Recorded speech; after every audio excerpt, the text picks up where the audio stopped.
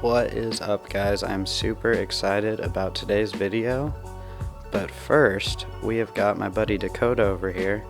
You might recognize Dakota from the Central Oregon videos, but today he's up here. He is rebuilding a KTM 450 with the stock hubs, putting new rims around them, new spokes on them, but he's gone through and cutting off or sanding off all the cast marks on them, and we are going to go ahead and ceramic coat these hubs. Yeah, all of them? All the marks?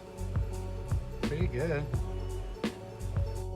While he was up here, I asked him to bring me the spokes from his old wheels, and I made them into these handy hooks for ceramic coating, which definitely wins in comparison to paying the price they're asking for them on the Cerakote website. So I'm just going to show you guys how I did this really quick. It's pretty much common sense, but this way I didn't have to clamp every single spoke into the vise to make it a hook. So I just took 2 lag bolts, clamped them in my vise like so, and the big threads on these lag bolts just kind of hugged the spoke, held it from shifting, rotating around too much.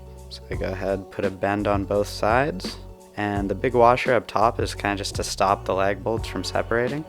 But if you have a better vise than me, you probably don't even need a washer like that. So there you have it. Those are the hooks, and it's nice to have a ton of them, and it is nice to not pay for a bunch of them. So here's the actual thing I was excited about in this video. I'm going to be striping the front fender on my Suzuki Savage. So I've already laid down this base coat and baked it or tacked it up a little bit. And for a lot of useful tips on this, I checked out the Branson Cerakote YouTube page. I'll have a link to them in the description. I'm just finding the center point now and trying to get this line as straight as possible. This took me a few tries, but it's definitely worth taking your time on. Then I laid down some slightly wider tape on either side of that center line as spacing, and another narrow line on either side. So we end up with this 3 3mm wide strips down the center of the fender. And I plan to repeat this in a very similar way on the gas tank. So I was pretty pleasantly surprised with how these tape stripes came out. Went ahead and mixed up the gloss black ceramic coating. And here we are, spraying it on the fender just as evenly as possible. Probably should have done the sides first. Those are technically the more difficult part.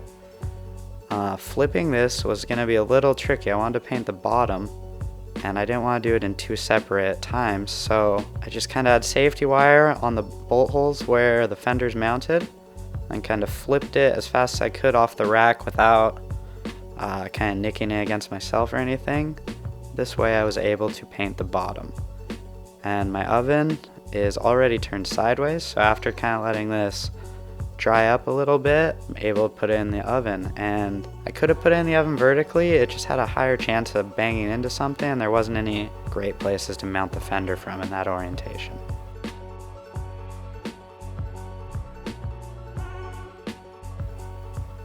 So here we've pulled it out of the oven, and we are just peeling this tape back. I let it dry for a while before doing this, and check out the end result. I'm very pleased with it, and I hope you guys enjoyed it.